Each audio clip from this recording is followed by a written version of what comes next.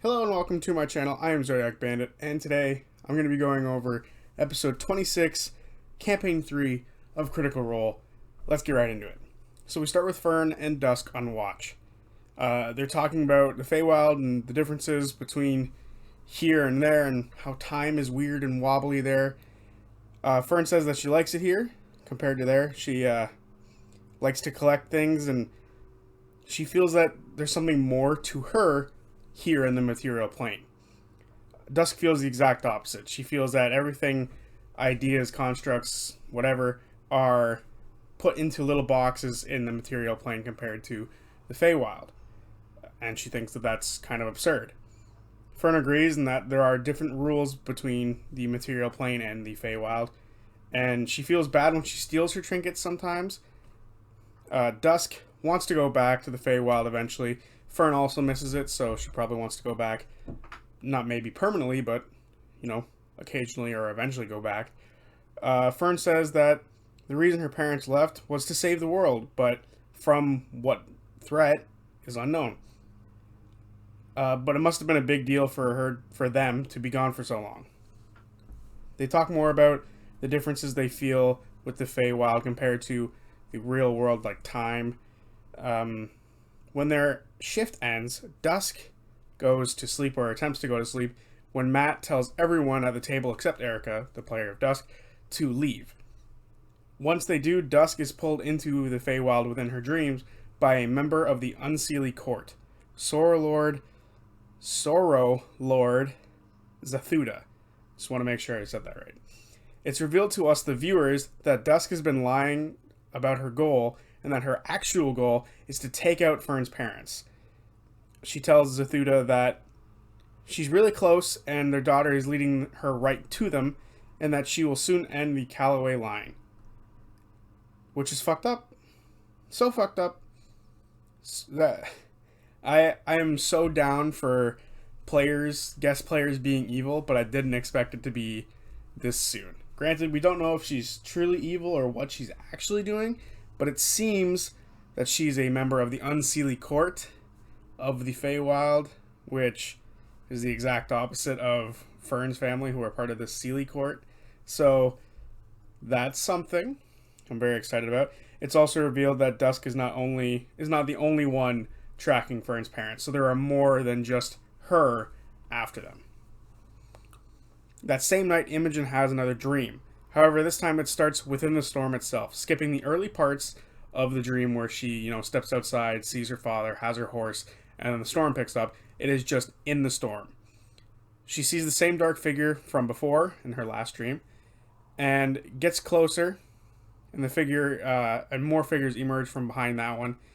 The only details she can really make out is that it's a woman. She has gray hair, and they're wearing like dark leather armor. These figures rush Imogen in her dream, and that wakes her up. When she wakes up, she sees a red glow, and it's from Ruidus. The normal orangey, dark or not so vibrant colors aren't present, and it's currently a deep red, and it's glowing pretty heavily, and it causes other people to stop as well. But after a little bit of time, it changes back to its regular state. FCG is awake, and Imogen asks FCG to draw the person in her dream before the memory of her completely fades.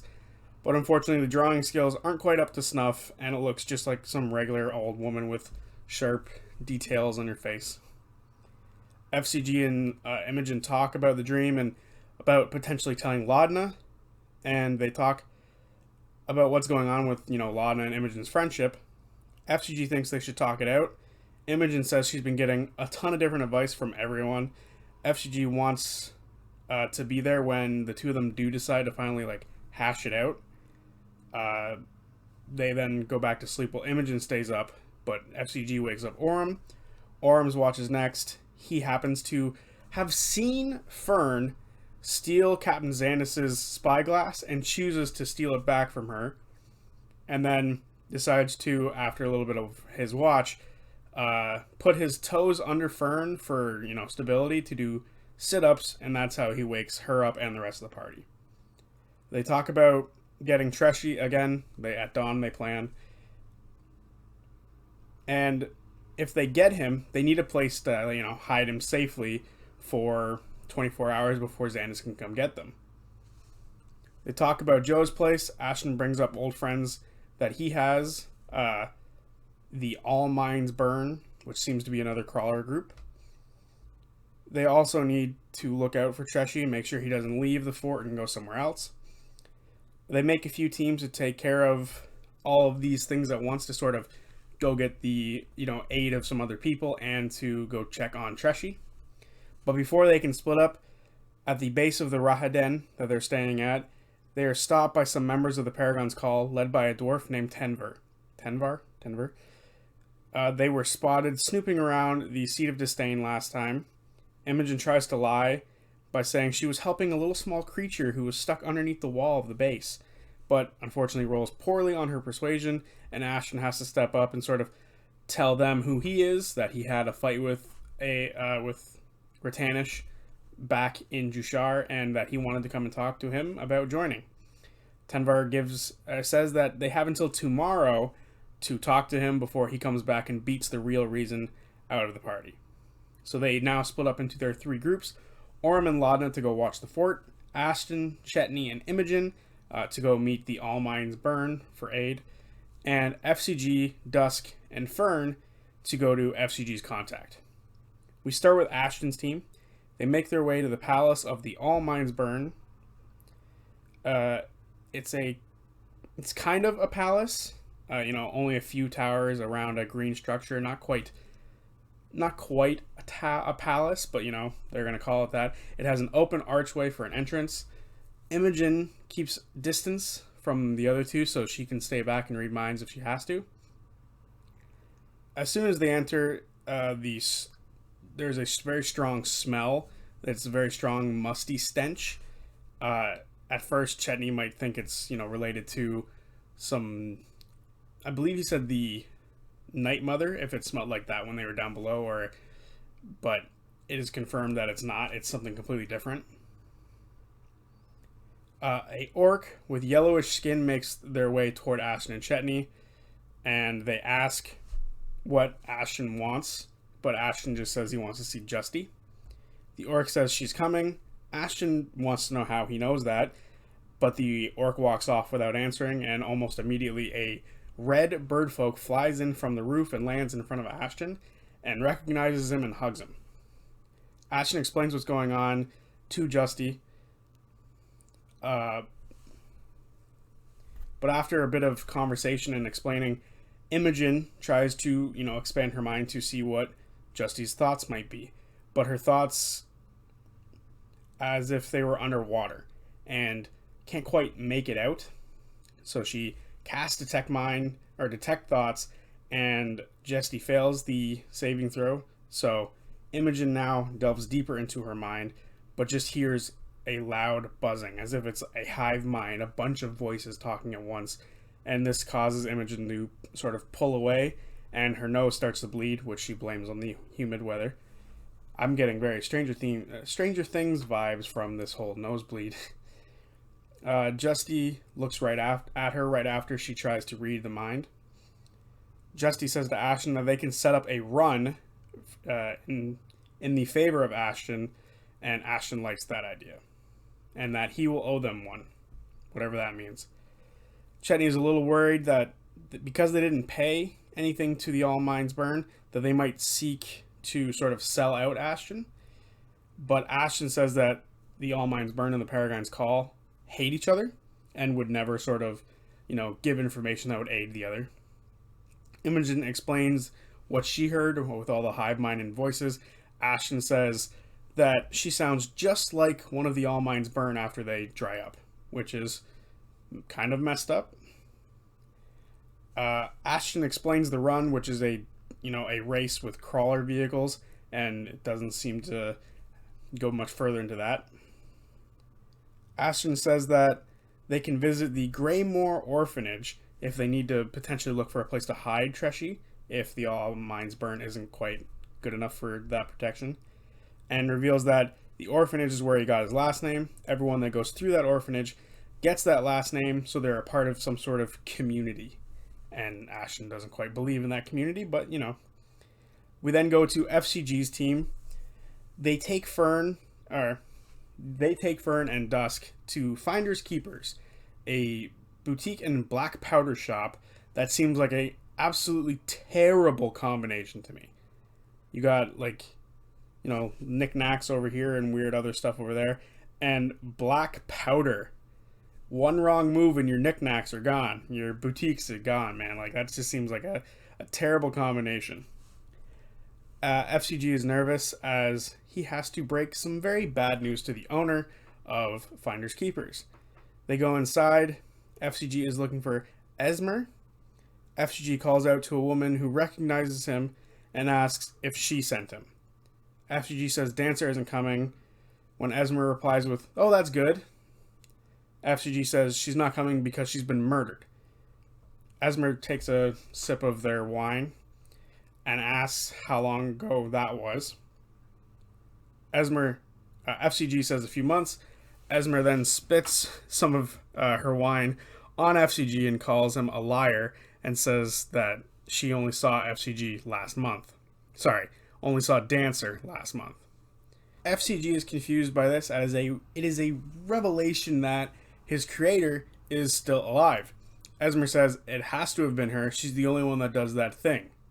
And I'm going to be moving on from that. But after things get too emotional with Dancer, she leaves, as she always does. So now Esmer is very pissed off.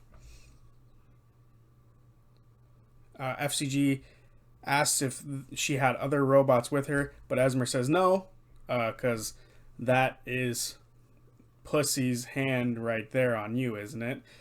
And then says no, she had a metal arm though now, which is cool. FCG then says that he was really here to deliver an apology from Dancer to Esmer, and says that Esmer then says that Dancer is probably in the ends.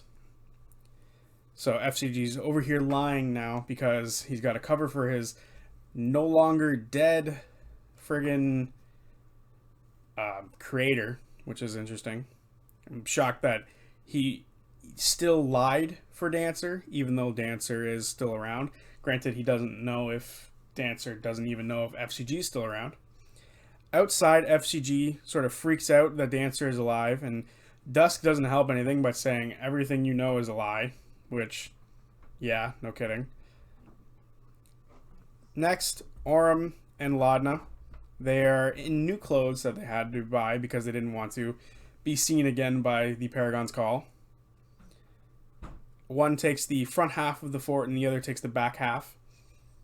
After a few hours of waiting, Orem, who took the back half, sees Treshy on top of the fort wall, nervously having a smoke. Before heading back inside, he informs Laudna of this, and they wait for the others to sort of communicate with them about what they found. In the meantime, the other groups, Team Ashton and Team FCG, tell each other what they found over, messaging. And they decide that they need to go to the ends and go get a crawler for the run.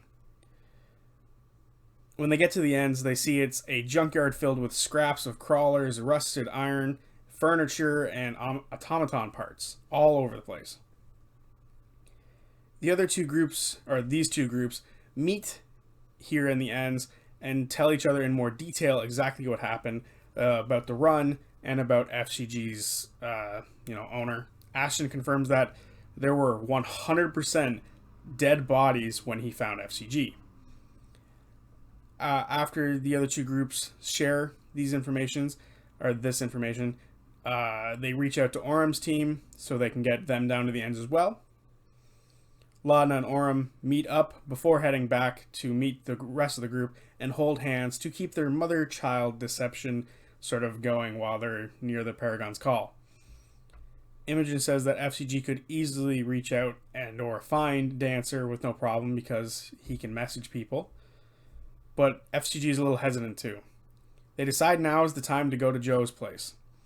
FCG informs the party of a rivalry between Joe and Dancer, as Joe became the go-to crawler gang and automaton repair guy.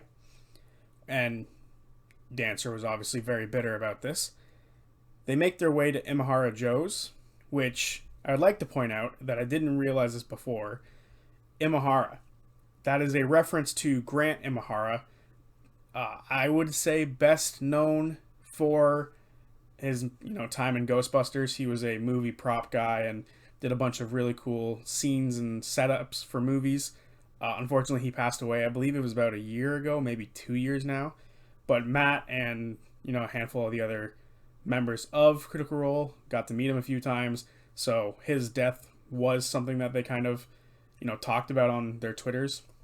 So this is Matt's way of sort of giving him respect and honoring him. So I just wanted to point that out, that Imahara Joe's is not kind of based off Grant Imahara, but very much based off him. So that's really cool. Just thought I'd bring that out. They go to a warehouse surrounded by construction fences, cranes, and metal, sharp metals just thrown about. They go up to this warehouse. It's an open air warehouse with the sign on it that says Imahara Joe's. Fern knocks on the door politely, and there's no answer. Ashton starts knocking and doesn't stop until the door opens. It takes at least 30 seconds just to unlock the thing, as it seems to be very fortified. Thank God they didn't have to spend the time rolling to try to unlock the friggin' thing, because they would have been there for 3 hours by themselves with the good old Critical Role door curse. Thank fuck. A human in his 40s with black hair and goggles on opens the door. Immediately Dusk springs up and says, "We want to buy your best crawler," and they need it ASAP. He lets them in, and behind the door is a trap or a cylinder with a bunch of guns that seem to track their movements, and Joe is the one controlling it. He's not very trusting, and he needs to protect himself because he gets involved with these crawler gangs all the time. Joe sees FCG and is in awe by him, but we'll move on to that later. The party explains what they need to do, and why exactly they need it, and he goes on to explain what a run is in more detail. It is a death race where people can mess with the track and the race itself. It is a race with no rules.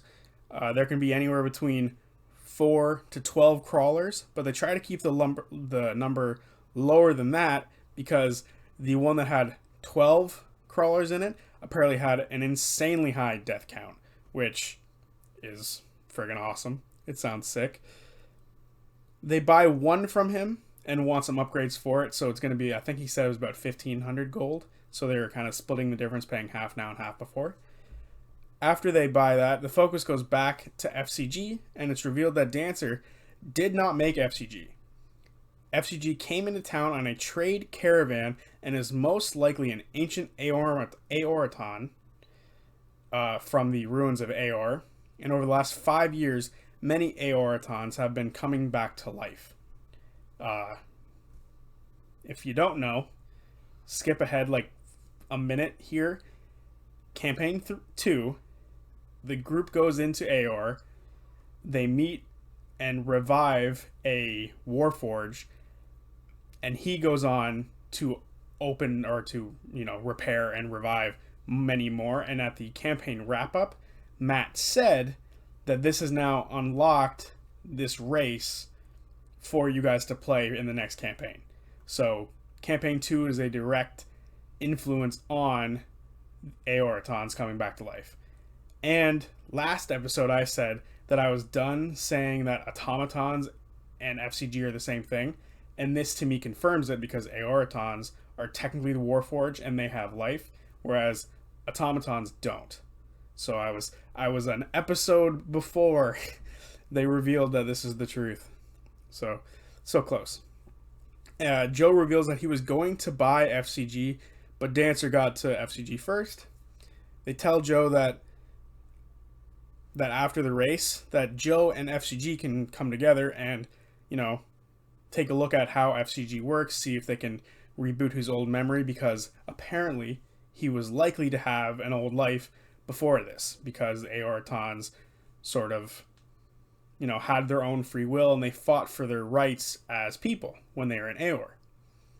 So he had likely a whole other personality, which freaks out FCG a little bit.